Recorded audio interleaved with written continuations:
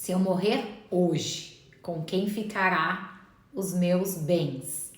O tema é muito interessante, né? O tema realmente é uma dúvida que poucos se preocupam, né? A gente percebe no dia a dia de escritório que poucos têm essa preocupação antes, né, de acontecer algo, né? Às vezes só quando ficam doentes ou até quando um do cônjuge morre é que aí o outro se dá conta. Nossa, meu Deus, e agora? E se eu morrer? Com quem que vai ficar os meus bens, né? Com quem ficará a minha casa? Com quem ficará a empresa? Além dele trabalhar com a legislação atual, ele tem que estar sempre pensando lá na frente e se prevenindo, criando ferramentas para proteção, né? Para isso que a gente estuda e para isso que a gente trabalha. Na rua, se eu fizer uma pesquisa, eu tenho certeza que 90% das pessoas vão me responder de forma errada, como que elas acreditam que vai ser dividido o patrimônio delas pós-morte. Que as famílias de antigamente eram um homem, uma mulher e os filhos. E hoje, né, 2021, nós temos um homem, uma mulher, filhos. Homem e mulher se separam, homem e mulher com outro homem e mulher, filhos. Então a gente é aquela história, né? Os meus, os teus e os nossos.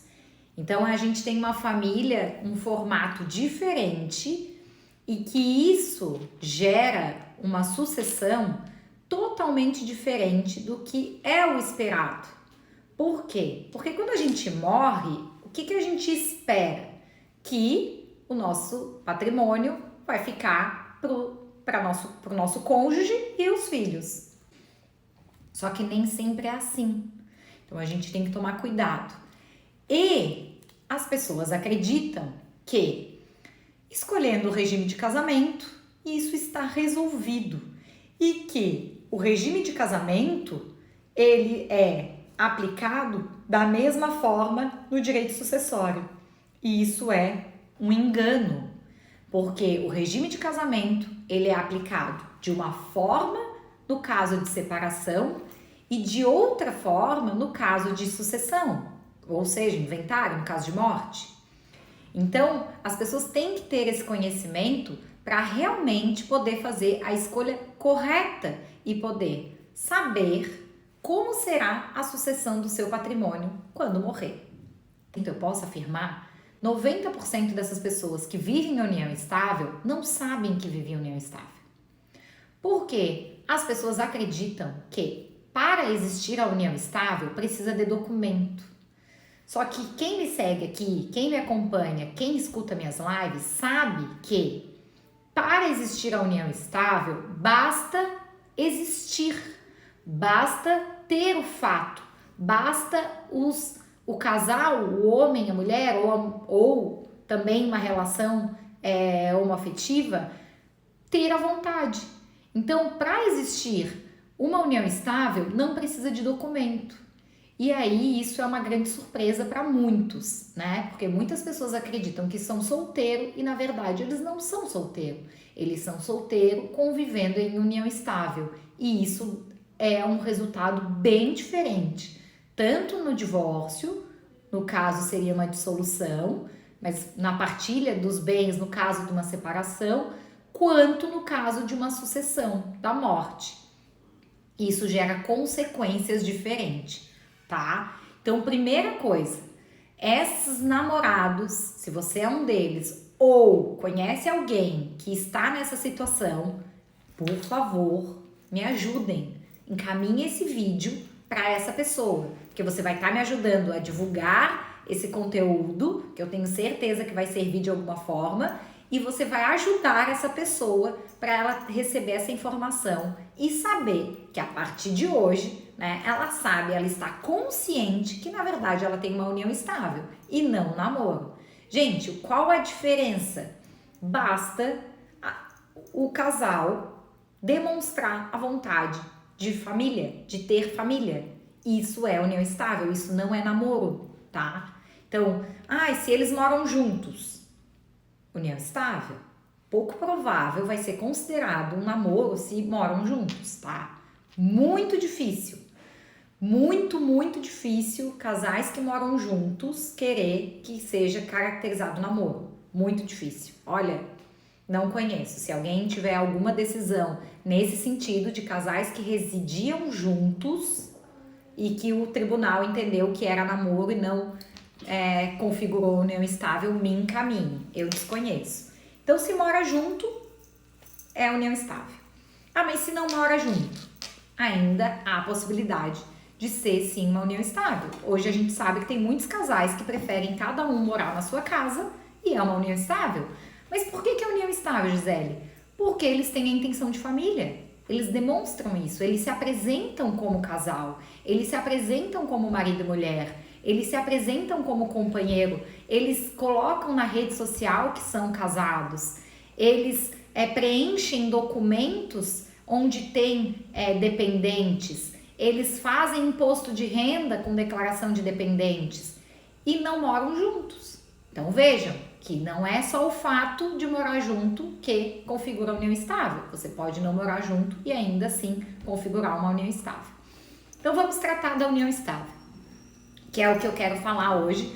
Por quê? Porque eu quero que vocês considerem a união estável, a partilha dos bens de uma união estável de um segundo relacionamento, tá?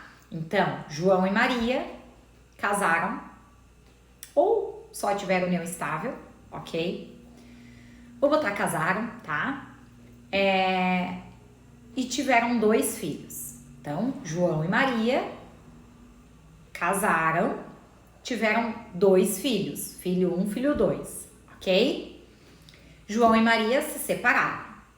João casou com outra mulher, Maria casou com outro homem. O João com a outra mulher não tiveram filhos, não tem filhos. A Maria com outro homem tem um filho hoje, certo? Perfeito. Aí a gente tem a seguinte situação. Eles dividiram patrimônio, tá tudo certo. Mas o João tá preocupado. Por quê? Porque veja bem, ele não tem outros filhos com essa mulher, mas a ex-mulher dele já tem outro filho com o atual marido. Se ela morrer, os bens que na época, quando ele se separou, ele abriu mão e deixou para os filhos dele, mas abriu mão para a mulher porque ela ficaria com os filhos, agora ela tem outros filhos. E aí, como é que isso funciona? E aí a Maria fala, não te preocupa, eu não vou casar de novo. Eu não vou casar de novo, então não te preocupa. Tudo que é meu vai ser dos meus filhos. E é tudo para eles. Eu não vou casar de novo. E aí a Maria, com um novo companheiro, que ela tem até um filho, ela não casa. Porque ela não quer ter o mesmo problema de dividir patrimônio. E ela acredita fielmente que ela não vai ter que dividir o patrimônio. Gente, preciso avisar vocês, a todos vocês, que em união estável vivem, que na união estável o regime de casamento adotado é a comunhão parcial de bens. Sendo a comunhão parcial de bens, se você tudo que vocês adquiriram durante essa união, cada um tem metade. E eu não preciso nem comprovar que eu paguei pela metade. Basta constituída estar a união estável. É presumido o esforço comum. A não ser os bens subrogados. O que é isso? Quando eu me separei do João, eu fiquei com uma casa de praia, tá? Lá em Laguna. Porque era lá que a gente veraneava. Mas eu me separei, eu não tenho mais nada em Laguna, eu vou vender essa casa e vou comprar uma pelo mesmo preço, igualzinha em Garopaba. Aí, esse bem adquirido em Garopaba, ele é subrogado ao imóvel de Laguna. Sendo assim, ele é um bem anterior à união e esse meu atual companheiro não teria direito. O bem foi adquirido após a união, mas ele derivou, né, de um bem anterior, então ele não teria direito. Mas todo o resto ele tem direito, a metade, no caso de uma separação, ok? Ok. Ah, mas então tá tranquilo, porque o que a gente adquirir junto, metade é dele e o resto é dos meus filhos. Não é assim que funciona. No caso de morte, é tratado diferente, tá? No caso de morte, quando você vive em união estável, a sua companheira, ela será meira, ou seja, ela recebe metade de todo o patrimônio adquirido após a união. Então é assim, metade é meu e metade é da minha companheira. Então vejam que os bens comuns, esse companheiro recebe metade é dele. Ah, mas tá tudo bem, Gisele, era isso que eu queria mesmo. Tá, e os bens anteriores, aquele que você adquiriu com a sua ex-mulher, né, ou o seu ex-marido, a sua companheira é sua herdeira. Ela vai concorrer com os herdeiros. Então, nesse exemplo que eu dei, eu tinha o filho 1, filho 2 do primeiro casamento e eu tenho o filho 3 da Maria, que é com um companheiro. E aí, então, esse companheiro, ele vai receber a metade do que é dos bens adquiridos depois e a outra metade esses herdeiros vão dividir entre eles. São 3. E os bens anteriores, que é essa casa de praia que eu falei, né? Que tinha em Laguna e depois a gente comprou em Garopaba. É um bem particular, eu adquiri sozinha, era só meu. E todos os outros bens que eu tinha antes vão ser divididos entre os 4, porque os 4 são meus herdeiros. O meu companheiro e os 3 filhos são meus herdeiros. Então, seriam 25% para cada um desses bens. E aí, olhem a confusão, porque vai ter o meu companheiro em condomínio, sócio, com meus 2 filhos, que são filhos do meu ex-marido, e com meu filho atual. E aí é que começa a confusão, porque aí a gente começa a misturar, né? Então, para que isso não aconteça, a gente precisa fazer um planejamento sucessório. E você precisa saber como que vai ser, como vai ser depois, como vai ser quando eu morrer. Aí, se você tem essa consciência, você tem como fazer o planejamento. Aí você tem primeiro a consciência, né? Você agora sabe como que vai ser quando você morrer. Ah, meus bens vão ser divididos assim. Ok. Não, mas Gisele, eu quero que não seja assim. Eu quero que seja assim, assim, assim. Aí, o advogado profissional que você vai procurar vai fazer essa análise. É possível, não é? Ah, é possível. O que a gente precisa fazer para que, de fato, isso aconteça? Aí, o advogado vai orientar. Pode ser um testamento, pode ser uma empresa, que são as empresas familiares, a holding, né? Hoje muito conhecida, deram um nome americano, mas nada mais é do que uma empresa, né, onde ela vai administrar o patrimônio da família. E aí se coloca todos os bens, né, existentes dessa família dentro de uma empresa. Pode ser empresa, pode ser bens imóveis, os automóveis, tudo no nome dessa pessoa jurídica, que a gente chama de holding, para administrar esses bens, e os herdeiros, cada um ganha a sua cota. Ah, não, eu quero que o meu sobrinho também receba alguma coisa quando eu morrer. Aí eu vou colocar ele cotista da minha holding. Ah, eu quero também que, sei lá, alguém... Ah, então eu vou colocar.